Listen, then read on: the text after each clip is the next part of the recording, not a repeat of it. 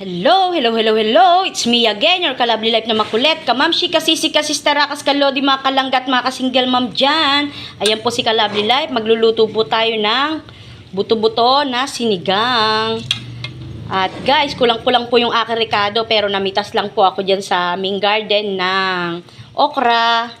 At wala po akong gulay na kangkong. So, ito na lang po, mustasa ang aking ilalagay. Pinitas ko lang din po yan sa garden namin, guys. Yang talong.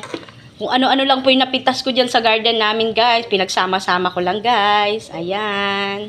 Lutuin na natin. Pakukuluin na lang. So, yan mga Kalabli Life. Luto na po ang ating sinigang na buto-buto ng baboy. Ayan. Sari-sari lang po nilagay kong gulay dyan, guys. Yan. Yan ang madiskarteng ina.